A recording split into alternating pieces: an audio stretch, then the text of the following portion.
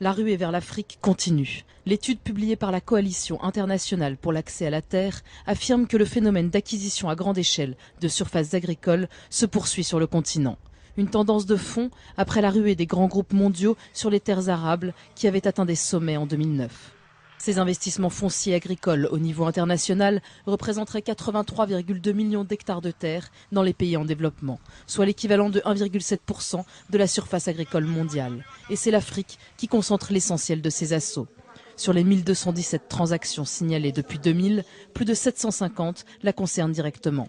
56,2 millions d'hectares de terre ont ainsi été achetés sur le continent africain, soit beaucoup plus que les 17,7 millions d'hectares en Asie ou les 7 millions en Amérique latine. Ces acquisitions représentent 4,8% du total des terres agricoles africaines, une superficie équivalente au Kenya.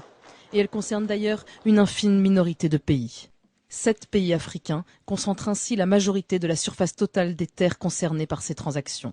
Le Soudan, l'Éthiopie, le Mozambique, la Tanzanie, Madagascar, la Zambie et la République démocratique du Congo.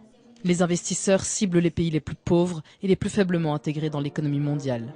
L'acquisition de terres agricoles semble motivée, selon l'étude, par des intérêts de long terme. La crise alimentaire de 2007-2008 a entraîné une ruée des investisseurs pour les surfaces disponibles et devrait continuer dans les années à venir.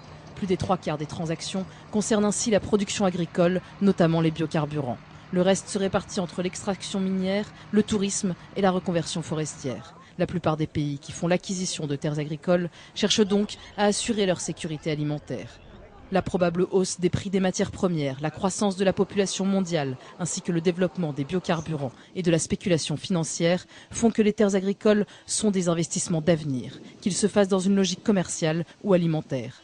À lui seul, le continent africain compte 800 millions d'hectares de terres cultivables, dont seulement un quart serait aujourd'hui exploité. Après son sous-sol, riche en minerais et en pétrole, l'Afrique est donc de plus en plus convoitée pour ses terres.